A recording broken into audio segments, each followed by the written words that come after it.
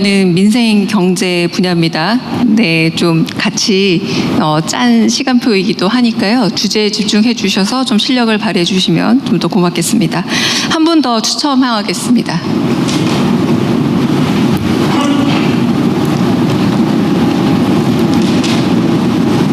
네, 아시아경제 임철영 기자 질문 주십시오. 네, 임소영 기자 손 들어주시면 마이크 전달드리겠습니다. 네, 민생 경제 관련 질문이면 좋겠습니다. 네, 아시아경제 임철영 기자입니다. 우선 취임 후 100일 동안 대한민국을 앞으로 나아가게 해주셔서 감사합니다. 질문 드리겠습니다. 첨예한 사안인데요. 주식 양도소득세 부과 대상 대주주 기준을 두고 국민들의 찬반이 엇갈리고 있습니다. 대주주 기준 50억 원을 유지할지 10억 원으로 낮출지 절충안이 나올지 등에 대해서 관심이 매우 높은데요. 양도소득세 부과 기준에 대한 대통령님의 입장과 함께 코스피 5천 달성을 위해 추가로 고민하고 계신 부분이 있으면 말씀해 주십시오. 관련해서 그 모두에서도 말씀해 주셨는데요. 부동산으로 돈 벌 생각하지 마라 이렇게 선언을 하셨는데요. 그 부동산의 대기자금이 자본시장이나 금융시장으로 넘어가지 않는 이런 부분에 대해서도 분명히 뭐 고민이 있으실 거라는 생각이 드는데요. 현재는 굉장히 미미한 수준이라는 평가가 많습니다. 보다 선명한 유인책이 필요할 것 같은데 이에 대해서도 답변을 주시면 감사하겠습니다. 과거에는 우리 국가경제 전체 측면에서 가용한 자본의 양이 매우 부족했죠.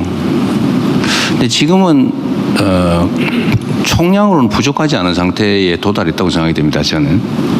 근데 그게 어떤 용도로 어디에서 쓰여지고 있냐 말씀드린 대로 주로는 부동산 투자에 쓰여지죠. 우리 국민들의 자산 보유 비중을 보면 부동산이 뭐 한 70%를 훨씬 넘는 것 같아요.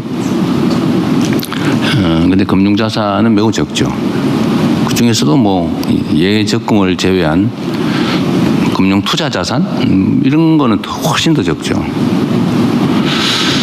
그런데 우리 국민들 중에 일부는 이미 소위 서학개미라고 해가지고 이제 해외 선진 그 주식시장에 투자하지 않습니까? 그 금액이 뭐 근 200조 원 정도가 된다고 합니다. 엄청난 금액이죠. 근데 금융이 이제 생산적 금융으로 좀 전환해야 된다라고 하는 것은 모두가 말은 하는데 잘 안 됐죠. 근데 우리 새 정부의 핵심 과제 중에 하나가 금융을 좀 생산적 금융으로 전환하는 겁니다. 그 생산적 금융으로 전환하는 것 중에 가장 핵심이 주식시장을 정상화하는 겁니다. 이거 활성화라고 말하기도 어렵죠. 정상화. 정상에 한참 못 미치죠. 왜 정상에 못 미쳤냐? 저는 아직도 정상에 못 미쳤다고 생각하거든요. 제가 이제 선거 때 이재명이 당선 또는 민주당이 집권하는 사실 자체만으로 3,000포인트 넘을 거다라고 제가 계속 그랬는데 이제 훨씬 더 많이 넘은 거예요. 지금 아직까지는 뭐 현실적인 정책이 집행된 건 아니지 않습니까? 이제 기대로. 저는 그 기대의 핵심이 앞으로 더 잘 될 거다, 성장할 거다라는 측면도 물론 있겠죠. 그러나 정상화될 거다라는 기대가 훨씬 컸다고 생각합니다. 이 두 가지 요인이 있는데 앞으로 성장할 거다. 즉 기업의 수익이 늘어날 거다. 더하기 비정상이 정상화될 거다.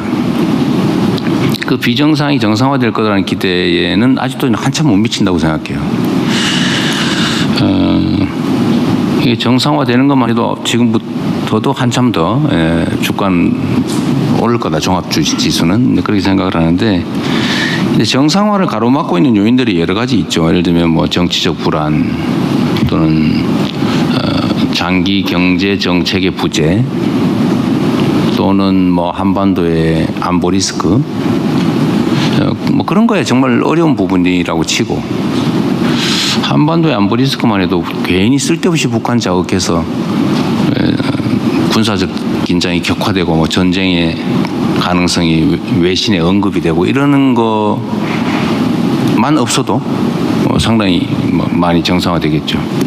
경제 정책 분야도 우리가 앞으로 대한민국 경제는 어디로 갈 거다. 뭐 인공지능을 포함한 첨단 기술 산업 중심으로 대대적으로 재편한다. 뭐 전통 제조업을 인공지능 전환을 해내겠다. 뭐 이런 것들만 명확하게 하고 재생에너지 중심으로 바꾼다.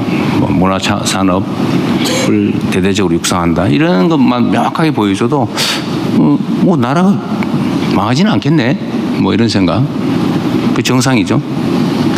근데 이거보다 더 직접적인 거 있죠. 이런 건 조금 뭐 좀 추상적이고 좀 먼 과제인데 직접적 과제는 내가 어느 회사에 주식을 투자했다가 혹시 표현이 좀 그러긴 한데 뒤통수 맞지 않을까? 뺏기지 않을까? 사기당하지 않을까? 이런 걱정이 있잖아요. 그런 걱정만 안 해도 정상적으로 평가받으면 얼마 전에 PBR 가지고 한참 시끄럽긴 합니다만 아니 어떻게 멀쩡하게 영업하는 정상적인 회사가 즉시 지금 팔아도 주가보다 더 순자산 가치가 높다. 그럴 수가 있습니까? 이거 말이 안 되는 거거든요, 경제학적으로. 근데 순자산에도 못 미친다는 거니, 주가가? 지금 당장 그냥 회사 문 닫고 팔아버려도 현재 주가보다 더 많이 남는다. 그 말이 안 되잖아요. 근데 그런 주식이 대한민국 주식시장이 널렸다는 거죠. 심지어 0.3 그러면은 3,000원에 사가지고 회사 문 닫고 싹 팔아버리면 10,000원 받을 수 있다는 건데 말이 안 되잖아요. 근데 그런 일이 일상적으로 지금 벌어지고 있죠.